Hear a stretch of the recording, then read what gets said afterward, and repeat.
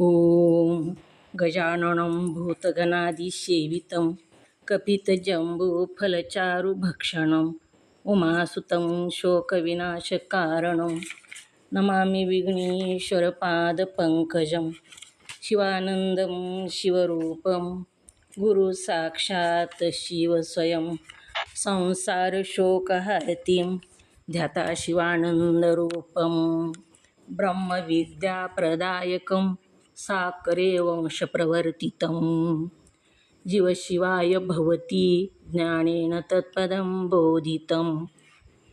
जय मंगलम जय नमः पार्वतीपते शिव हर हर महादेव। वंदे श्रीमद्रामं सद्गुरु मतिशान्ति शीतया श्लेष्ठं कामादिराक्षसारी भवजलधो तत्त्वबोधसेतुकरम्। ओम तत्सत् प्रब्रह्मणे नमः। संत शिरोमणी मन्मथ स्वामी महाराज की जय। सद्गुरु सिद्धारूढ स्वामींच्या चरणी वंदन करून श्रोत्रिय ब्रह्मनिष्ठ सद्गुरू शिवानंद स्वामी परभणीकर माझ्या हृदयामध्ये स्थापित करून सद्गुरू पंडित पितांबरजींना वंदन करून जगद्गुरू शंकराचार्यांना वंदन करून जगद्गुरू पंचाचार्यांना वंदन करून त्रिकाल वंदनीय गुरुमाऊली लिंगायक्य गुरु महालिंगेश्वर शिवाचार्य महाराज यांच्याही चरणी अनंत कोटी प्रणिपात करून श्रोत्रिय ब्रह्मनिष्ठ सद्गुरू महादेव कुंभार अप्पाजी यांच्याही चरणी शिर साष्टांग प्रणिपात करून तुम्हा सर्व मोक्ष साधकांच्या चरणी विनम्र अभिवादन करून पंचीकरण ग्रंथामध्ये प्रवेश होऊया। ग्रंथाचं पान नंबर 226। कालच्या भागामध्ये आपण पंचकडीचं सेवन कसं करायचं, पंचकडी म्हणजे काय, अष्टवक्र मुनींनी जनकराजाला ही पंचकडीचं सेवन करायला सांगितलेले। क्षमा आर्जव म्हणजे सरळपणा, दया संतोष सत्य ह्या पंचकडीचं सेवन कर असं सांगितलेलं आहे। स्वयंप्रकाश आत्मा, अभंग आहे, आत्म्याचं वर्णन आलं आणि तो कुठं आहे, तो ज्ञान ज्यावेळेस आत्मज्ञान झालं तेव्हा सुद्धा तो आत्मा तिथंच होता आणि आत्मज्ञान होतं तेव्हासुद्धा तिथंच होता। जसं गळ्यामधला हार बाहेर शोधत फिरलं तरी गळ्यातच होता आणि सापडला तेव्हासुद्धा गळ्यातच होता, ही आपण काल बघितलं। तर प्रत्येक आत्म्यालाही परमार्थदृष्टा बंध व मोक्ष दोन्हीही नाहीत। निरंतर असा आत्मा कसा आहे तर सूर्यप्रकाशासारखा आहे, त्याच्यामध्ये अज्ञान अजिबात नाही। सूर्याला जसा अंधार माहीतच नाही तसा आत्मा ज्ञान स्वरूप आहे। रात्र दिवस ही सूर्याला जशी माहीत नसल्यामुळं निरंतर अचित्य चैतन्य घन परिपूर्ण प्रत्येक आत्म्यालाही परमार्थदृष्ट्या बंध व मोक्ष ही दोनही नाहीत। कुणाला हे दोन नाही तर आत्म्याला बंध आणि मोक्ष नाही। श्रुतीत सुद्धा सांगते की श्रुतीसुद्धा काय सांगते, जो ब्रह्म असेल तोच ब्रह्मरूप ब्रह्मास प्राप्त होईल। जो ब्रह्म आहे तोच ब्रह्माला प्राप्त होतो। ब्रह्म जर नसेल तर ब्रह्माला प्राप्त होत नाही, मिसळत नाही त्याच्यामध्ये। कसं, जर दुधामध्ये दूध मिसळतं, दुधामध्ये पाणी मिसळतं द्रवरूप आहे म्हणून, दुधामध्ये खडे मिसळत नाहीत बघा। तसंच सांगितलं, जो ब्रह्म आहे तोच ब्रह्मास प्राप्त होईल। त्याच्यामध्ये आधीचं ब्रह्म आहे म्हणूनच ब्रह्मामध्ये एक रूप होऊ शकतं, तो आधीचं ब्रह्मच आहे। मुक्त असेल तोच मुक्त होतो इत्यादी। मनुष्य प्रथम जीवरूप असून, मनुष्य जो आहे तो पहिल्यांदा प्रथम जीवरूप असून कर्म उपासनादी साधनांच्या योगाने पाठीमागून परमात्म रूप होतो असे जर म्हटले तर आधी जीव होता आणि पुन्हा परमात्म रूप झाला, कर्म उपासना केली म्हणून परमात्म रूप झाला, असं होत नाही.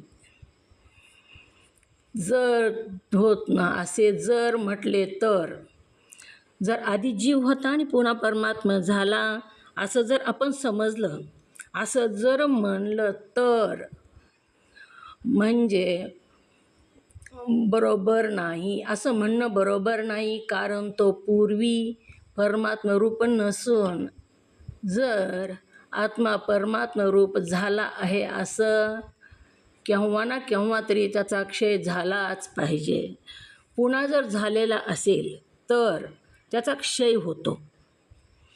त्यासाठी दृष्टांत दिलेला आहे. सर्वदा तो तसाच राहू शकेल असं नाही. त्याचा जर बदल झाला असेल तर बदल झालेलं ती जशाला तसं राहत नाही. मुळापासून जे आहे तेच तसंच राहतं. आधी तो जीव होता आणि पुन्हा परमात्मा झाला जर म्हणलं तर पुन्हा कधी ना कधी तो जीव होणारच असं सांगू लागलेले आहेत. म्हणून तो सुरुवातीपासूनच आत्मा आहे, परमात्मा आहे. तो देव होऊन देवा भजिजे. आपण देवच आहेत पहिले आणि देवालाच भजायचे आणि देवच होऊन जायचे. मनुष्य मनूची संतान आहे म्हणून मनुष्य आहेत. सायन्समध्ये काय सांगितलं, माकडापासून मनुष्य तयार झाला. तसं नाही. आज का होत नाही माकडापासून मनुष्य तयार? तसं नाही. मनू, शतरूपा आणि मनू ह्यांची आपण संतान असल्यामुळं आपण मनुष्यच आहोत. आणि शतरूपा आणि मनू हे जे होती जोडपं ते ब्रह्मदेवाचं संतान आहे मनू. आणि ह्याच्यापासून म्हणजे आपण ब्रह्मदेवाचे संतान आहोत. आपण देवच आहेत म्हणून आपल्याला देव होता येतं. जर केव्हा तरी त्याचा क्षय झालाच पाहिजे. बदल जर झाला तर केव्हा तरी तो बदल पुन्हा होतो. सर्वदा तो तसाच राहू शकेल असे नाही. समज की मूळचा धातू तांबे, ह्यासाठी दृष्टांत दिला. आपण मुळात आत्माच आहोत. आधी मनुष्य होतो आणि पुन्हा देव झालो असं नाही. किंवा आधी जीव होतो आणि पुन्हा जेव्हा आपण कर्म उपासना केली तेव्हा आपण देव झालो, आत्मरूप पुन्हा झालो असं नाही. तर पहिलाच आत्मा आहे असं हीच समजून सांगण्यासाठी एक इथं दृष्टांत दिलेला आहे. समज की मुळात धातू तांबे असून मागाहून त्याला कोणत्या तरी औषधीच्या रसाच्या संस्काराने, मुळामध्ये तांब्याची घागर आहे, तांब्याचा तांब्या जे तांब ही धातू आहे आणि त्याला पुन्हा काहीतरी रसायन त्याच्यावर टाकून कोणते तरी संस्कार केले आणि त्या संस्कारानं काय केलं, धातू तांब्या असून मागाहून म्हणजे पुन्हा त्याला कोणत्या तरी औषधीच्या रसाच्या संस्काराने कोणतं तरी औषधी टाकलं, रस टाकला आणि त्या संस्कारानं काय केलं, पिवळेपणा येऊन त्याचे सोने झाले असे भासले. तो पिवळं दिसू लागला सोन्यासारखा आणि सोनंच आहे ते भासू लागलं. आणि प्रथम काय होतं तर तांब होतं आणि रसायन टाकून औषधी टाकून त्याला पिवळं केलं आणि तो सोनंच आहे असं भासू लागलं. तरी पण कालांतराने त्याच्यावरील औषधीच्या रसाची शक्ती क्षीण झाली म्हणजे त्यास प्राप्त झालेले खोटे सोने पण कमी होत जाऊन शेवटी केव्हा तरी अगदी नाहीसे झालेच पाहिजे. पुन्हा तयार केलेलं मुळातच जर सोनं असेल तर ते सोनंच राहतं किती दिवस बी. पण तांब्याच्या धातूवर काहीतरी रासायनिक क्रिया करून ते पिवळं केलं आणि सोन्यासारखं दिसू लागलं तर ती सोन्यासारखं कायमस्वरूपी राहत नाही असं सांगू लागलेले आहेत. ते पुन्हा काही न कितीतरी दिवसानं बरेच दिवस गेले आणि पिवळं राहिलं, पण कधी ना कधी तरी ते पुन्हा ती सोने पण कमी होतं. कमी होत जाऊन शेवटी केव्हा तरी अगदी नाहीसं झालंच पाहिजे. मुळात जर तांबा असेल, त्याचं सोनं केलं तर ते कधी ना कधी सोने पण नाहीसं होतं. मुळातच सोनं असेल तर ते सोनं कायम राहतं. यासाठी प्रत्येक आत्मा स्वभावतच परमात्मा रूप आहे. कशाकरता दृष्टांत दिला हा? तर मुळामध्ये आत्मा हा मुळातच स्वभावातच प्रत्येक आत्मा आहे. आधी आपल्याला ज्ञान नव्हतं तेव्हा तो आत्मा नव्हता, आणि ज्ञान प्राप्त झालं की तो आत्मा आपल्याला प्राप्त झाला असं होत नाही. तर मुळातच तो आत्मा आहे.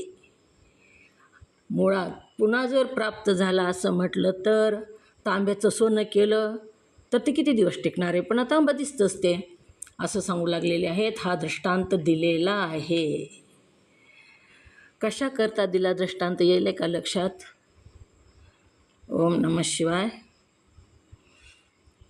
मुळातच आत्मरूप आपण आहो. बोला नंदा काकी, कशाकरता दिला? ओम नमः शिवाय. मुळातच त्यांना हे सांगायचं की मुळातच आपण आत्मा आहोत. म्हणजे आत्मा हा मुळातच प्रत्येक आत्मा आहे आणि तो प्रत्येकाच्या अंतरात असतो. तो नंतर आलेला नाही. तो मुळातच आहे आपल्या शरीरात. बरोबर, मुळातच आहे. पुन्हा कर्म उपासना करून ती आलेला नाही, आणि तसा आला जर म्हणलं तर तो जातो सुद्धा, म्हणून तो मुळातच आहे. बरोबर सांगितलं. यासाठी प्रत्येक आत्मा स्वभावतच परमात्मा रूप आहे असे जाणावे. कर्माने किंवा उपासनेने तो परमात्मा रूप होतो असे नाही. कर्म केली, उपासना केली, साधना केली म्हणून तो देव झाला किंवा आत्मा झाला आणि आधी नव्हता असं होत नाही. तर तो मुळातच आहे. फक्त कशामुळे कळत नाही तो आपल्याला? का कळत नाही हो? मुळातच जर असेल तर आपल्याला कळत का नाही? अज्ञानामुळे कळत नाही. हां, अज्ञानामुळं. अज्ञानाचं काय झालंय? त्याच्यावर आवरण आलेलं आहे. अज्ञानाचं आवरण आल्यामुळं तो दिसत नाही, कळत नाही. तो पहिलाच आहे. फक्त अज्ञानाचं आवरण काढलं की मधी तोच आहे. फक्त आपल्याला माहीत नाही. तो तिथंच आहे गळ्यातल्या हाराप्रमाणे, पण माहीत नाही म्हणून आपण हुडकीत फिरतो. त्याचं अज्ञान असल्यामुळं, ज्ञान झाल्याबरोबर त्याच क्षणाला आपण मुक्त झालो, पण तसा दृढ निश्चय झाला पाहिजे. म्हणून जे मनोतेम अभंग असे म्हटले.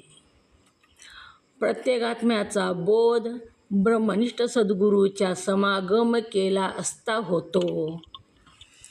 तो प्रत्येक आत्मा जो आहे आधीचाच आहे तो तिथं, परंतु तो प्रत्येक आत्मा आहे असा बोध कशाने होतो?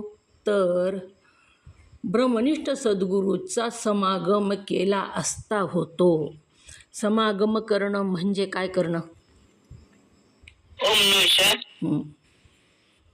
समागम करणे म्हणजे ब्रह्मनिष्ठ सद्गुरूच्या सहवासात राहणे, त्यांचा उपदेश नेहमी ऐकून घेणे, ते श्रवण मनन करणे, सेवा करणे, त्यांची सेवा करणे. समागम करणे म्हणजे ब्रह्मनिष्ठ सद्गुरूची सेवा करून की समागम केला असता होतो म्हणून सदैव सत्संग करावा.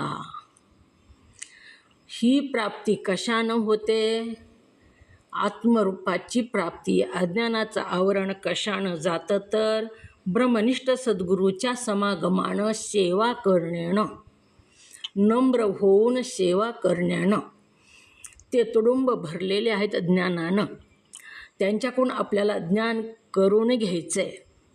तर त्यांच्यामधलं ज्ञान आपल्यामध्ये यायचं आहे. तर काय करावं लागेल? त्यांच्यापुढे नम्र व्हावं लागेल. घागर भरलेली आहे आणि घागरीच्या वरी वाटी झाकली नि वाटी घागरीला म्हणू लागली, अगं सदा भरलेलीस पण माझ्यामध्ये थेंबसुद्धा नाही, मला थेंबसुद्धा देत नाहीस, तू कृपण आहेस, तू सदा भरून ठेवलेलं आहे तुला, आणि मी मात्र तुझ्यावर रिकामीच बसले. त्यावेळेस घागर म्हणाली, अगं माझ्या डोक्यावर बसलीस तर तुला कसं प्राप्त होईल माझ्यामधलं जे पाणी आहे ते, त्यासाठी तुला माझ्या पुढे नम्र व्हावं लागल, माझ्यापेक्षा खालच्या आसनावर तुला बसावं लागल. त्यावेळेस मी वाकडं केलं की तुझ्यामध्ये तू भरून वाहशील. मग घागर जी आहे ती जशी घागर भरलेली आहे, परंतु त्याच्यापेक्षा त्या साधूपेक्षा मी श्रेष्ठ आहे असं जेव्हा आपल्या अंतःकरणात वृत्ती असते ना, तेव्हा त्याला ज्ञान प्राप्तच होत नाही. ते रिकामच राहतं. डोक्यावर बसलेली वाटी, त्या घागरीच्या डोक्यावर बसलेली थेंबसुद्धा तिच्यामध्ये पडत नाही. का पडत नाही? तर ती त्या घागरीपुढे नम्र झालेली नाही. मग नम्र होऊन साधूचा समागम करून म्हणजे सेवा करून साधूच्या सहवासात राहून सदैव सांगितलं, समागम केला असता होतो म्हणून सदैव सत्संग करावा. घागरीचा आणि वाटीचा दृष्टांत का दिला? ह्याचा उद्देश काय? ओम नमः शिवाय. घागरीचा आणि वाटीचा दृष्टांताचा उद्देश काय? कशामुळं हा दृष्टांत दिला? लक्षात आला का? ओम ओम ओम नमः शिवाय. हां सद्गुरू पुढे नेहमी नम्र व्हावे. बरोबर बरोबर. नेहमी घागरी पुढी जर वाटी नम्र नाही झाली तर पाणी पडतं का तिच्यामध्ये? नाही परत. घागरी पुढे जसं वाटलं नम्र झाले पाणी तिच्या डोक्यात बसले तर तुला पाणी मिळत नाही. ती जर नम्र झाली तर तुला पाणी म्हणजे तिच्यात पाणी पडतं. तसं आपण सद्गुरूला शरण गेलं, त्यांना नम्र झाले तरच आपल्याला ज्ञान मिळतं. बरोबर बरोबर सांगितलं, छान सांगितलं. सद्गुरूचा समागम केला असता होतो म्हणून सदैव सत्संग करावा, त्यांच्या सहवासात राहावा आणि सत्संग करावा. इति श्रीमद ब्रह्मचार्य आश्रम संस्थ ब्रह्मविद्यारिष्ठादेख खंडानंद श्रीरामकृत गुर्जर भाषायां पंचीकरण समाप्तम. गुजरातीमध्ये जी ही पंचीकरण ग्रंथ होता, तो पंचीकरण ग्रंथ आपल्याला रामसद्गुरूंनी इथं प्राप्त करून दिलेला आहे आणि ते पंचीकरण ग्रंथ आज समाप्तीस आला. आता पुढे सत्संगाचं महत्त्व सांगितलेलं आहे. सत्संग का करावा आणि सत्संगाचं महत्त्व काय?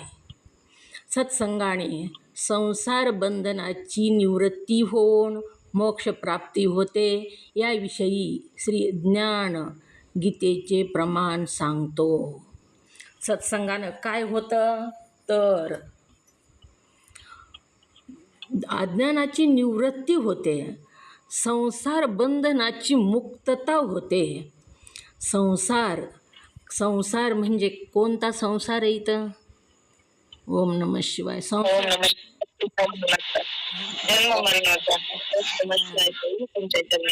जन्म मरण रूपी संसाराची निवृत्ती होऊन मोक्ष प्राप्ती होते. तुम्ही आहेत का नाही म्हणून मी श्लोक वाचायला सांगितला नाही. वाचा आता खालचा श्लोक मीनाताई. दिसलंच नाही.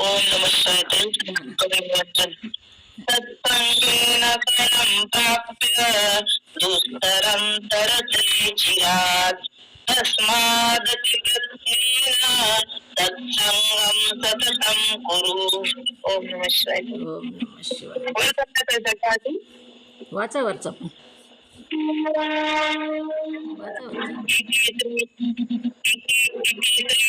ब्रह्मचार्य समस्त ब्रह्म विद्या ब्रह्मविद्वरिष्ठा खंडानंद श्रीरामकृतं गुर्जर भाषायां पंचीकरणं समाप्तम्. ओम नमः शिवाय. राम सद्गुरूंनी जी गुजराती भाषा ओम नमः शिवाय. राम सद्गुरूंनी जे गुजराती भाषेमधलं पंचीकरण आपल्याला मराठी करून दिलं, ती पंचीकरण आज पूर्ण झालं असं सांगू लागलेले आहेत. आणि पुढे सत्संगाचं महत्त्व सांगितलं. सत्संगाने म्हणजेच ब्रह्मनिष्ठ सद्गुरूच्या समागमाने परमप्राप्य म्हणजे सच्चित आनंद परिपूर्ण नित्य शुद्ध बुद्ध मुक्त अशा परमात्म्याच्या ठिकाणी स्वात्मरूपाने प्राप्त होऊन दुस्तर म्हणजे समुद्राप्रमाणे तरुण जाण्यास कठीण असा जो संसार ते अचिरात म्हणजे ताबडतोब ते म्हणजे तरुण मनुष्य पार होतो. सत्संगाचं महत्त्व. सत्संगानं काय होतं तर सत्संगानं कुणाचा संग करायचा. सत्संग करणं म्हणजे कुणाचा संग करायचा तर ब्रह्मनिष्ठ सद्गुरूच्या समागमाने. ब्रह्मनिष्ठ सद्गुरूचा समागम केला तरच ब्रह्माची प्राप्ती होते, नाही तर नाही. गुरूच्या समागमानं होत नाही. घागरीमध्ये दूध असलं तरच वाटीत दूध पडतं, घागरीमध्ये पाणी असेल तर वाटीत पाणी पडतं. जे घागरीमध्ये आपण भरलं तेच पडतं. मग ब्रह्मज्ञान प्राप्त करून घ्यायचं आहे तर कुणाचा सत्संग करावा लागेल तर ब्रह्मनिष्ठ सद्गुरूचा, गुरूचा नाही. द्वैतवादी गुरूचा नाही. द्वैतवादी गुरु कुणाला म्हणावं? ओम नमः शिवाय. द्वैतवादी गुरु कुणाला म्हणावं? मीनाताई बोला. ओम नमस्कार ताई. की द्वैतवादी गुरु दक्षिणा पैसे द्या म्हणजे तुमचं हे होईल ते होईल असं सांगतात. करा तुमचं चांगलं होईल, तुम्हाला मुलं होतील, तुमच्या मुलाला नोकरी लागल. ओम नमस्कार. जे गुरु ब्रह्मनिष्ठ गुरु म्हणजे आत्मा मीच आहे असं जे सांगतात ते ब्रह्मनिष्ठ सद्गुरू आहेत. ओम नमस्कार. शिवाय. सुनंदाताई पाटील बोला. करा ताई. सुनंदाताई. आत्मा ओम नमस्कार. यायला का आवाज? बोला. ओम नमस्कार. यायला का आवाज? यायला आवाज. आत्मा वेगळा आणि वेगळं असं करून ते सांगतात त्यांना द्वैतवादी म्हणावं. देव वेगळा आणि मी वेगळा. आत्मा आणि ब्रह्म बरोबर आहे. देव वेगळा आणि मी वेगळा. तू वेगळा आहेस आणि देव वेगळा आणि तू देवाची सेवा कर. तू देव होऊ शकत नाहीस. तू देव नाहीसच. देव मोठा, तू लहान. देव सर्वज्ञ, तू अल्पज्ञ. देव किती सगळं निर्माण करतो. सृष्टी निर्माण केली देवानं. तुला एक मुंगीसुद्धा तयार करता येत नाही. म्हणजे देव सर्व करता, सर्वश्रेष्ठ, सर्व शक्तिमान आणि तू अल्पज्ञ, तू अल्पशक्तिमान आणि देव मोठा, तू लहान. द्वैत. देव वेगळा, तू वेगळा आणि तू देव नाहीस असं जे सांगतात ते द्वैतवादी. देवाची तू सेवा कर, तू देव नाहीस आणि तुला काय पाहिजे ते प्राप्त करून घे. ही जे वेगळेपण सांगतात, दोन सांगतात ते द्वैतवादी. आणि दोन नाहीच, तूच आहेस ते तूच आहेस, एकच आहे असं जे सांगतात ते ब्रह्मनिष्ठ. दोन सांगतात ते द्वैतवादी. सद्गुरूच्या समागमाने परमप्राप्य म्हणजे अतिशय महत्त्व म्हणजे सच्चित आनंद परिपूर्ण. कसा आहे आत्मा? सच्चित आनंद रूप आहे. परिपूर्ण आहे, अपूर्ण नाही तो.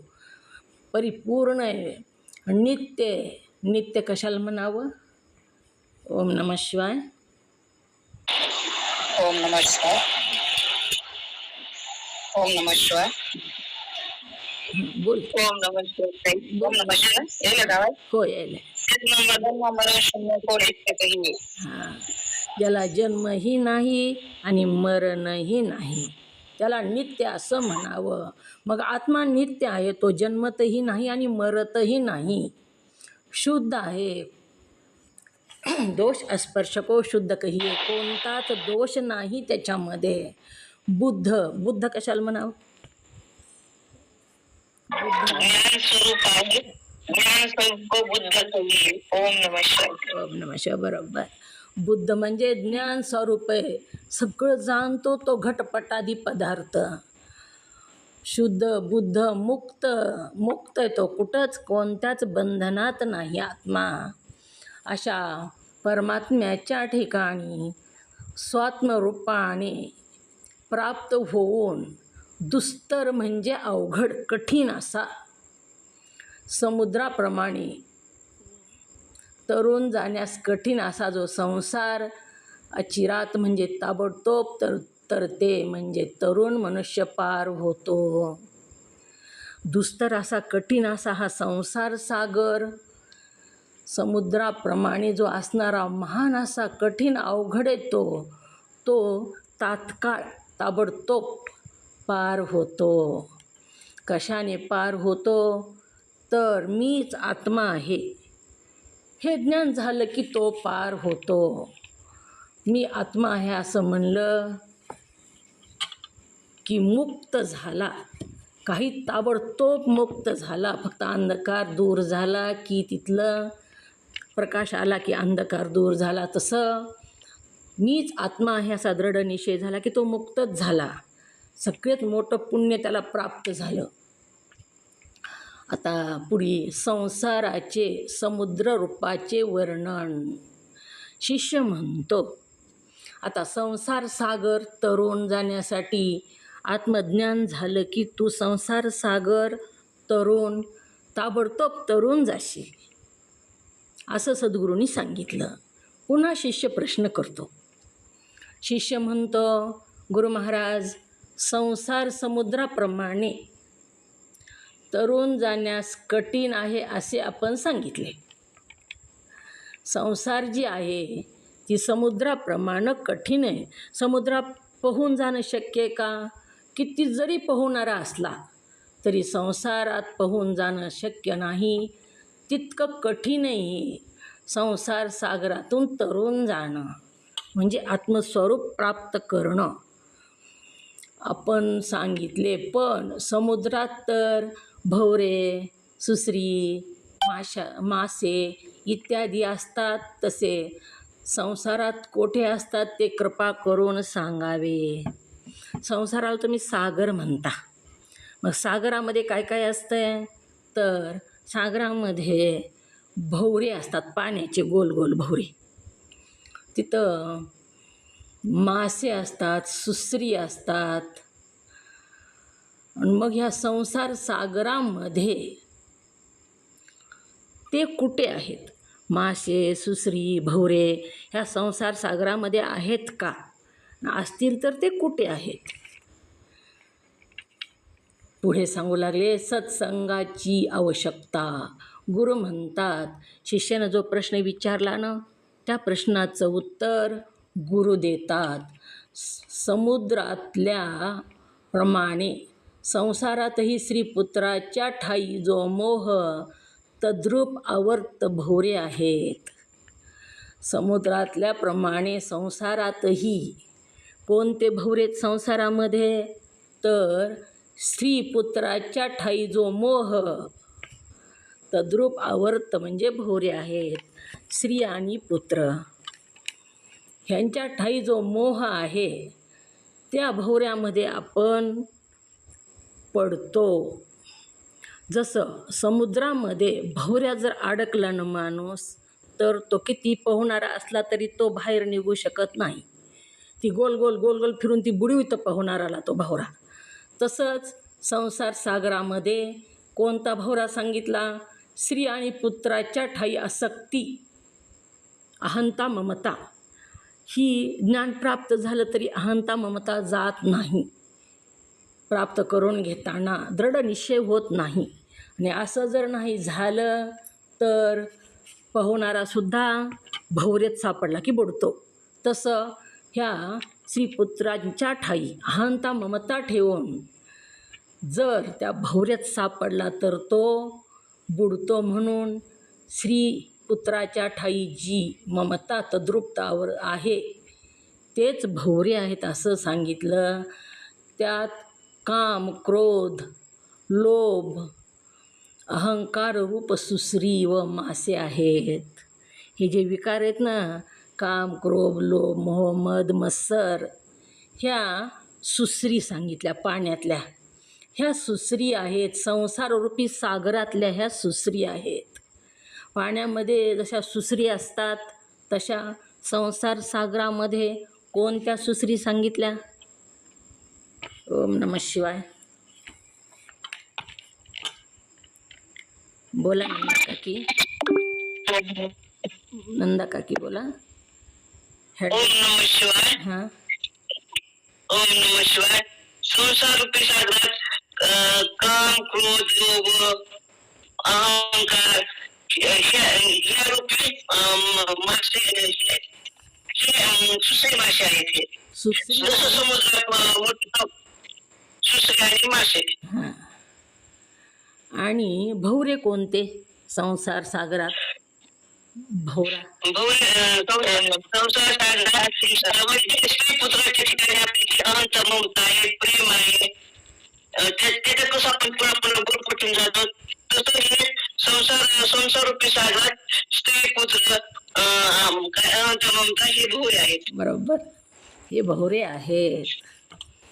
आणि सुसरी काम, क्रोध, लोभ, मोह, अहंकार ही सुसरी व मासे आहेत. आणि क्षुधा, तृषा, हर्ष, शोक इत्यादी त्यातल्या मोठ्या उर्मी म्हणजे लाटा आहेत. पाण्यावर जशा लाटा मोठमोठ्या येतात आणि पाण्यातच विलीन होतात, तसं संसारामध्ये क्षुधा म्हणजे काय? क्षुधा आणि तृषा म्हणजे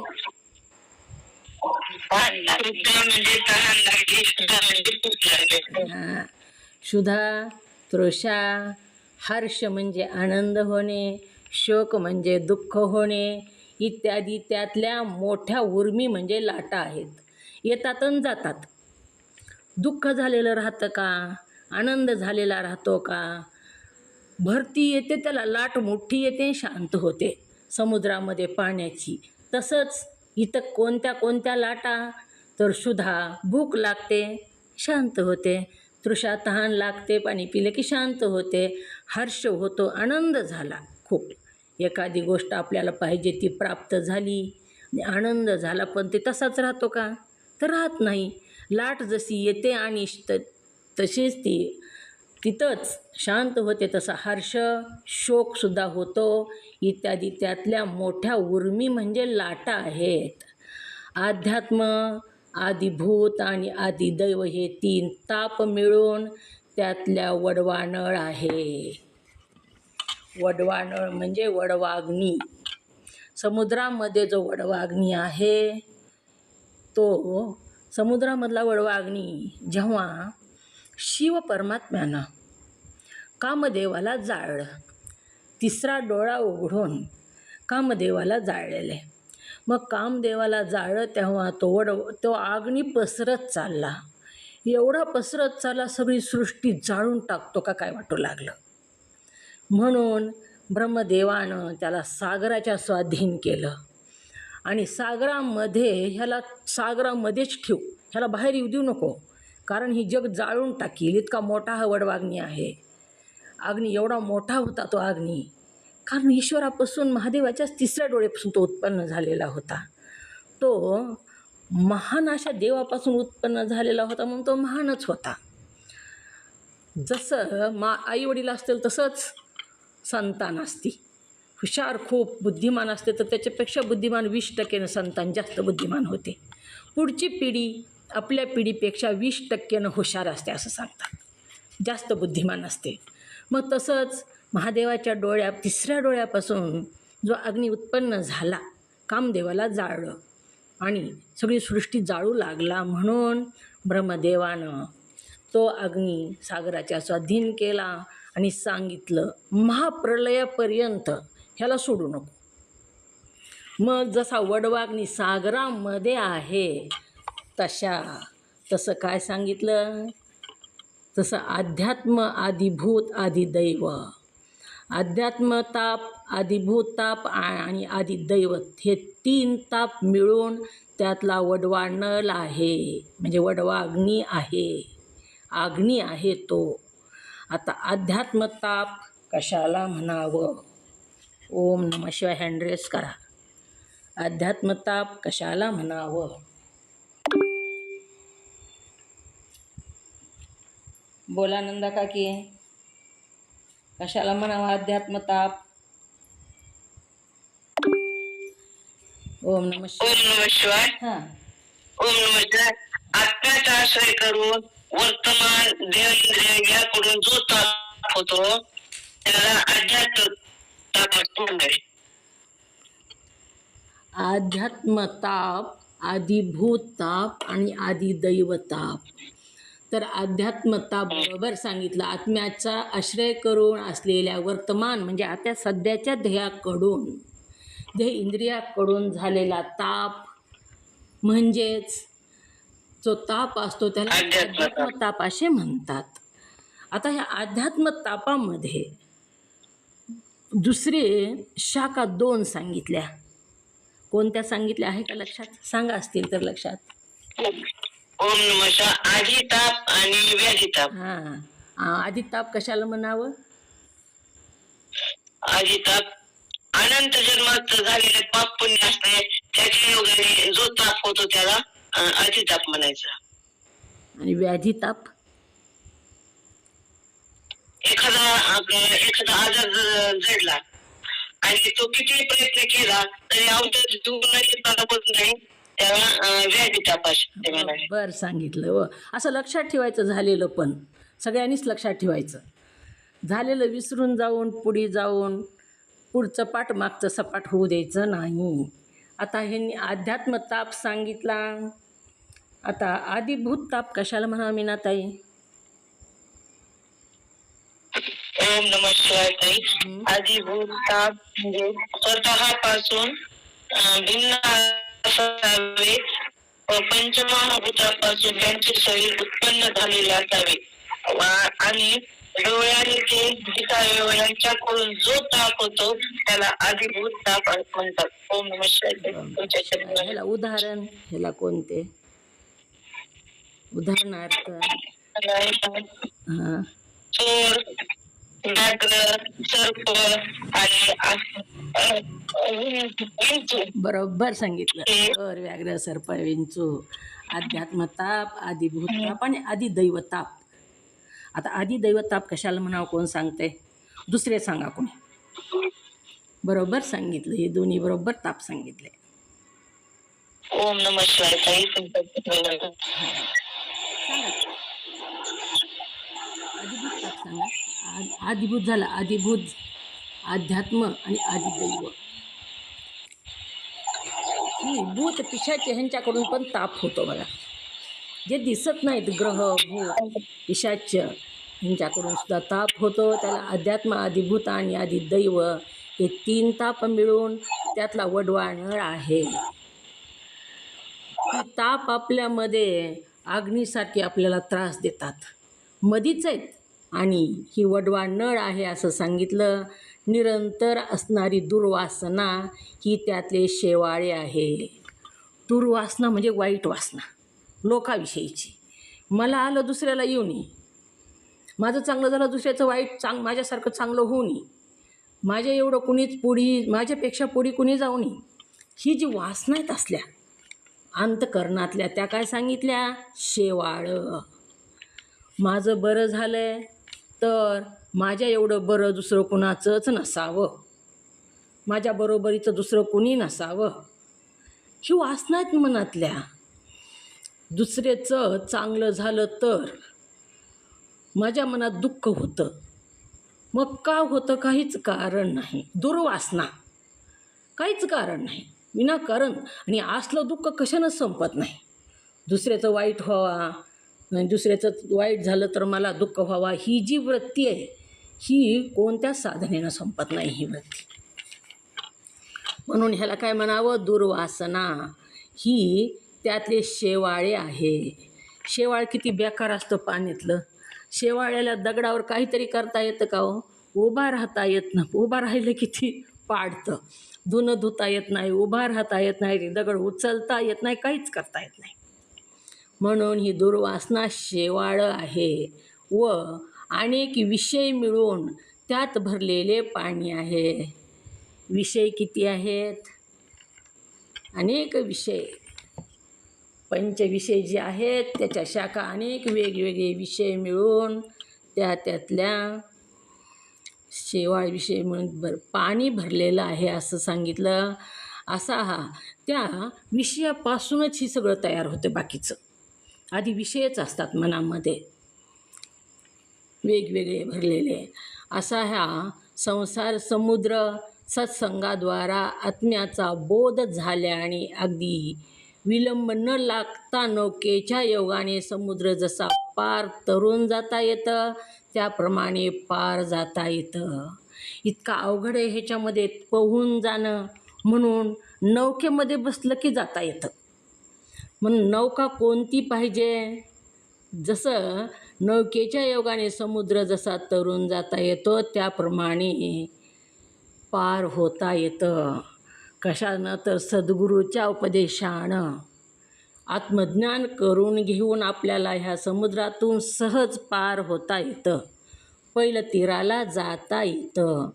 तस्मात म्हणजे म्हणून अतिप्रयत्नाने म्हणजे भगीरथ प्रयत्न करून म्हणजे पुन्हा वर्णाश्रमादी स्वधर्माच्या अनुष्ठानाने केलेल्या यज्ञ दान जप तप इत्यादी साधनांनी अंतकरणाची शुद्धी केल्याने विवेकादी साधन संपन्न होऊन आणि एकाग्र चित्ताने ब्रह्मनिष्ठ सद्गुरूच्या सदुपदेशाने ग्रहण करून काय काय करायला सांगितलं? भगीरथ प्रयत्न. भगीरथानं गंगा स्वर्गातून आणण्यासाठी किती प्रयत्न केले, किती तपश्चर्या केली. 3-4 पिढ्यानं त्यांच्या तपश्चर्या केलेली भगीरथाच्या. 3री-4थी पिढी भगीरथ. गंगा पूर्वज जी होते 60,000 पूर्वज, त्यांना दुर्गती प्राप्त झालेली होती. पिशाची योनी दुर्गती म्हणजे त्यांना मोक्ष मिळालेला नव्हता. आणि त्याला मोक्ष मिळवण्यासाठी म्हणून भगीरथाने खडतर अशी तपश्चर्या केलेली आहे. दिलीप राजानं पण केलेली, त्यांच्या पूर्वजांनी पण केलेली तपश्चर्या. आणि अशा 3 पिढ्या तपश्चर्या करून जेव्हा भगीरथानं खडतर अशी तपश्चर्या केली आणि गंगेला भूमीवर आणलं.